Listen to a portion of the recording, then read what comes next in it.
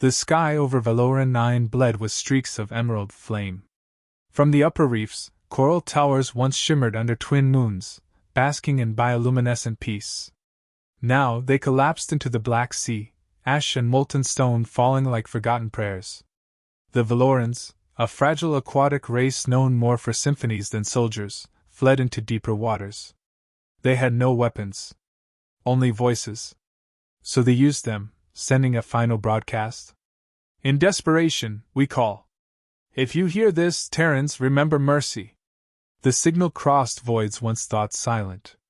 On Luna, beneath Fort Leviathan's basalt crust, Captain Elara Vaz stood before the projection, Valoran children suffocating in acidic tide, crystal reefs turning to bone spires.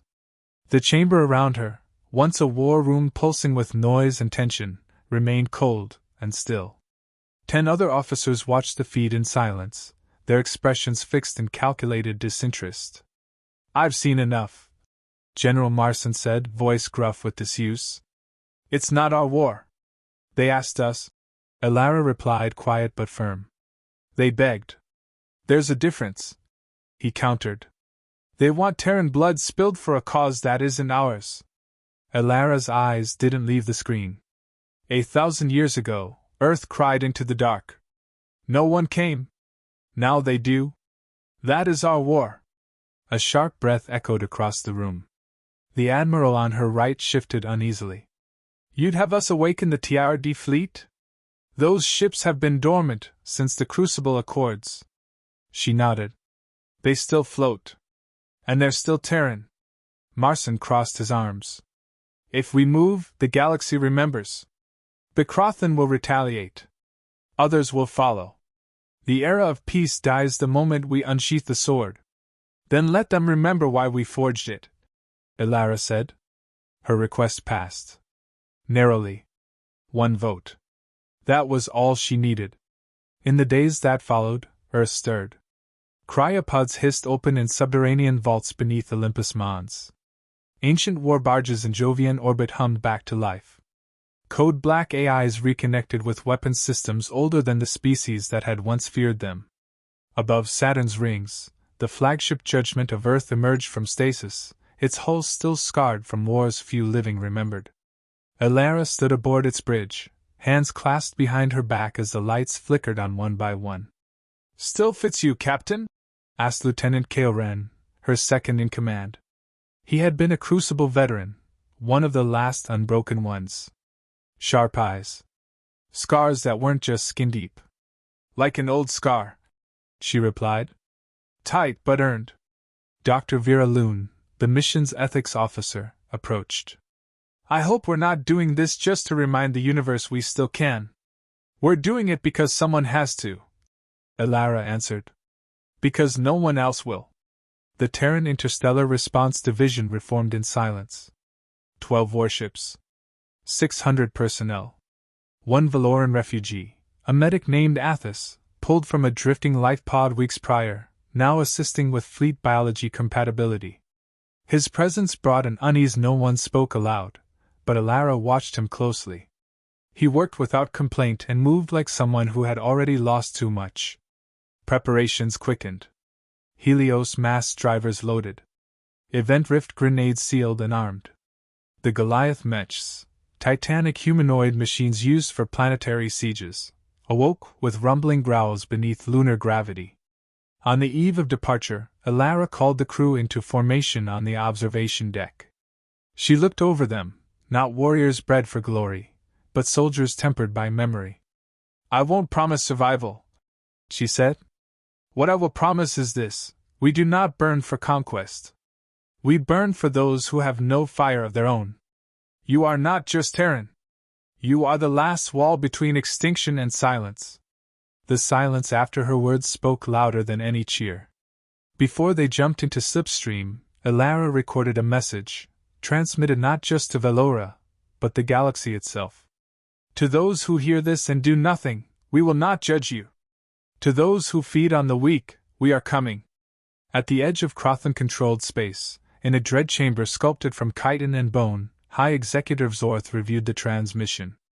He stood still, encased in biomechanical armor that pulsed like it breathed, Fools awaken the storm, he murmured, his voice like gravel poured over ice. Let them come. Let myth become corpse. His war council hissed approval. The invasion of Velora would continue. Earth's legacy, he believed, was a rotting corpse wrapped in myth. This would be the galaxy's cleansing. Back on the judgment of Earth, final systems checks completed. The ship's AI Cronus spoke through the bridge. Slipstream vector calculated. All systems optimal. Awaiting final command. Elara took her seat. Engage. Reality twisted, and the Terran fleet vanished into fractured light. The void shimmered as the judgment of Earth tore through Slipstream, flanked by 11 warships like wolves bracketing an alpha. Inside, metal walls groaned with the awakening of old systems. Cryogenic conduits hissed as command modules came alive. Weapons arrays synced with orbit tracking AI. The ship pulsed, not as a machine, but something older. Something breathing. Captain Elara Voss stood silent in the CIC, her gaze fixed on the projection of Velora 9. New scans showed massive foreign growths erupting from the ocean floor. Spire hives, tall as mountains, darkened the sea. Thousands of Crothan biodrones swirled like locusts. How long until we hit orbital range? She asked. 2 hours, replied Lieutenant Kao Ren, helmet tucked beneath his arm. We'll need to pass the Gravline corridor. Intel shows drone activity. And the Velorans? Elara asked. Dr. Vera Loon looked up from her console. 20% planetary surface compromised. Remaining population likely sheltering deep ocean. No organized resistance. They wouldn't know how, Elara muttered. Across the bridge, Athos, the Veloran medic, approached. Though thin and water-adapted, his movements had become steadier. Less shaken. He held the data drive. We received a partial transmission from the surface. A monastery enclave. Civilian life signs. Coordinates locked. Elara took the chip and inserted it into the holoconsole. A holographic figure flickered, an elderly Veloran voice calmed despite the tremors in the transmission. We remain below. The dark rises, but we will not surface. We trust the storm will find us first. She closed her eyes. We're the storm now. As the Terran fleet neared the outer edge of the system, proximity alerts howled. Multiple contacts. Hundreds. Interceptor-class organisms. Fast-moving, Kao reported. Deploy interceptor screens. No engagement yet. Let's see if they bite. But they didn't bite. They swallowed. Within minutes, a swarm of flesh-winged constructs swirled around the lead cruiser Harbinger Dawn, latching onto the hull like barnacles. Their forms pulsated, then burst. Biochemical fire tore through the forward engine deck. The Harbinger spiraled into the void, venting bodies and flame. No more waiting, Elara snapped. Weapons free. Unleash the line. Across the battlefield, the Terran fleet erupted. Graviton lances punched through hive pods, collapsing ships from within. Event rift bombs flickered into existence, folding enemy craft across microseconds of space-time, shredding them with their own inertia. Every Terran ship moved in coordinated aggression, an orchestra of precision and fury. Still, they were outnumbered. For every drone they destroyed, another 3 emerged. On the lower decks of Judgment of Earth, the Goliath bays opened. Massive humanoid mechs, 40 meters tall, each a walking apocalypse, descended toward Velora's ocean surface. Their thruster packs howled as they broke atmosphere, trailing plasma like comet tails. Inside her personal Goliath, Valkyrie Zero, Elara adjusted neural sync. The suit responded instantly, fingers twitching in time with thought. Captain, are you sure about direct deployment? Kao's voice crackled in her ear. We need to buy orbital clearance. I'll take Spire 1. Hit Spire 2 and 3 from orbit when I give the word. She landed hard, sending shockwaves rippling through the corrupted ocean. Hive tendrils shot toward her, but she raised Valkyrie's arms, discharging plasma arcs that seared the water black. Biodrones swarmed her mech. She rotated, fired a grav pulse, and they atomized midair. Above her, judgment rained down kinetic strikes, carving trenches in the hive flesh. Then the comms hissed with interference. A voice, distorted and deep, leaked through encrypted channels. You descend like gods. But gods are myths. We are the future. High Executive Zorth. Not a broadcast, direct neural breach. Elara's vision blurred. A flash of ancient pain, children burned, cities crushed beneath Earth's orbital cannons. Her own memories. You think strength is mercy, Zorth continued. But strength becomes hunger. Just like before. She gritted her teeth. We didn't come to conquer. No. You came to remind the galaxy what it feared. You will burn for it. Only if you light the match. In orbit, Kale received the cue. Judgment to fleet. Confirm orbital strike on Spire 2 and 3. Goliath teams maintain suppression. Fire at will. The sky lit in twin pillars of raw force. Spire 2 cracked, then folded into the sea like snapped bone. Spire 3 buckled, releasing a wave of shrieking drone larvae that never reached the surface, vaporized midair. Elara advanced towards Spire 1's heart. The biocore pulsed with unnatural rhythm, trying to sync with her mech's systems. She locked onto the rhythm, then launched a directed charge. The explosion split the hive. Acidic foam erupted, throwing Valkyrie into the air. Inside, her neural link buzzed. Her heartbeat synced back. She breathed. Alive. 10 minutes later, the remaining hives were silent. The sea calmed. Goliaths returned to orbit. The surviving Valorans emerged, drifting toward the light of Terran drop flares like moths. Back aboard Judgment, Elara stepped from the mech platform, burned, bruised, but upright. Athos waited near the bay door. You saved the Enclave, he said softly. She nodded. We didn't come to save. We came to stop monsters. Sometimes, that ends the same way. Later that night, in her quarters, Elara reviewed post-battle data. 72 Terran casualties. Over 12,000 Crothan bioforms neutralized. 3 spires destroyed. No signs of further hostiles. She stared at the blinking screen. Victory. But it didn't feel like one. The Valoran sun flickered, then dimmed. Not natural.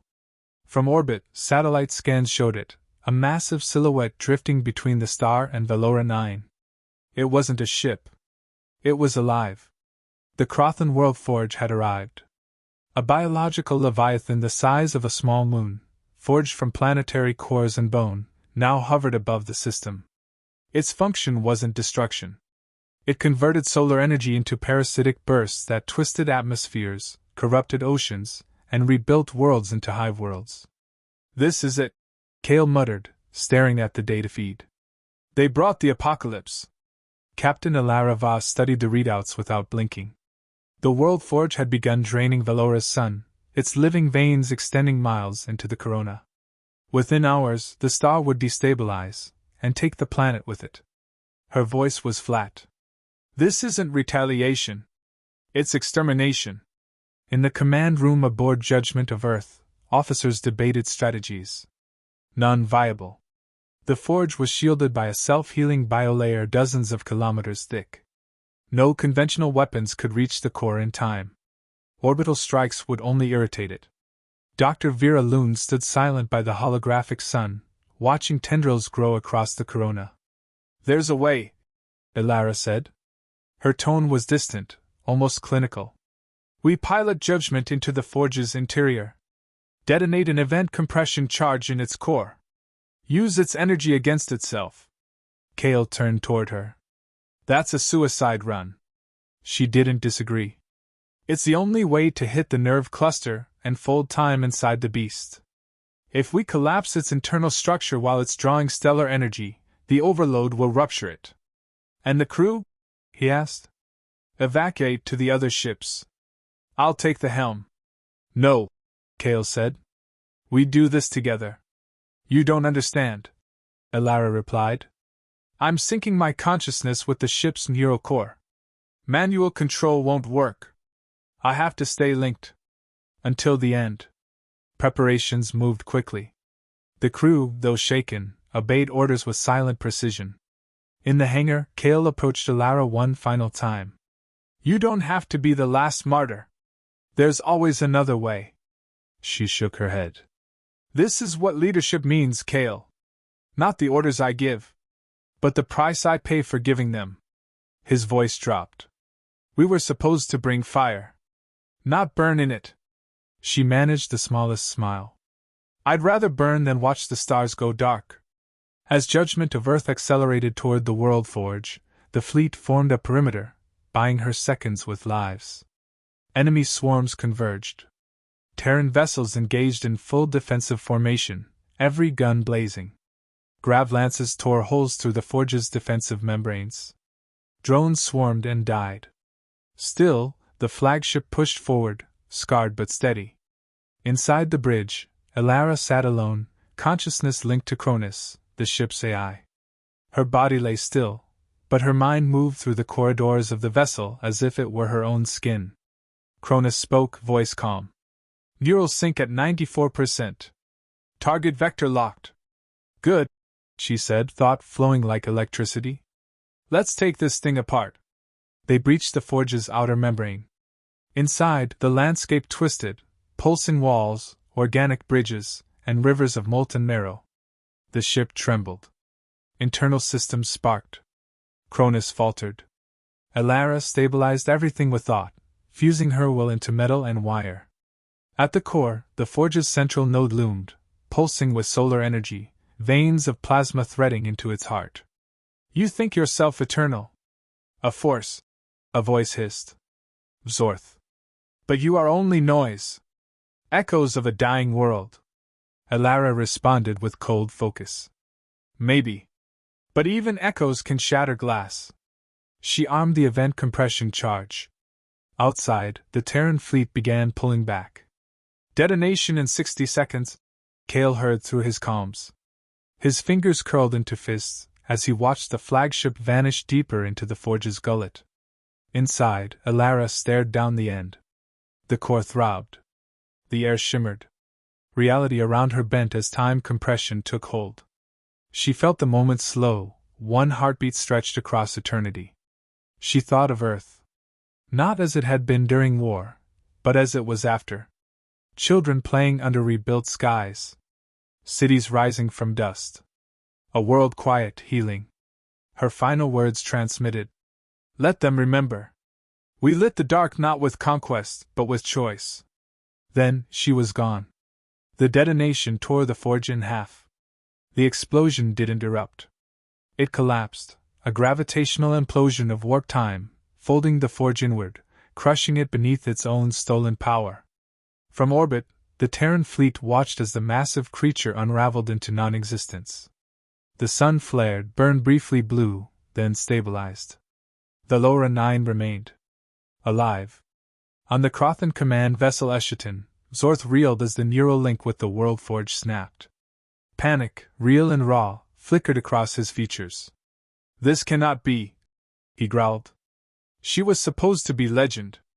Not real." Transmission from Earth's fleet. "You mistook silence for weakness." Again. Mutiny erupted across the Crothan fleet. Some fled. Others turned weapons on themselves. The supremacy fractured. The galaxy changed. Weeks passed. Velora 9, once broken, began to heal. Earth's ships did not stay to rule. They delivered aid, repaired what could be saved, then prepared to leave. Athos, now liaison between Earth and Velora, stood with Kale beside a simple stone memorial on the moon's surface. Alara's name was etched in 3 languages. "She gave us a future," Athos said. Kale nodded. "She gave them all one." He placed a hand on the cold stone. "She carried fire. And made sure it lit more than it burned." Back on Earth, a single line was added to the Terran archives. "When the stars cried, we answered, not as kings. As guardians."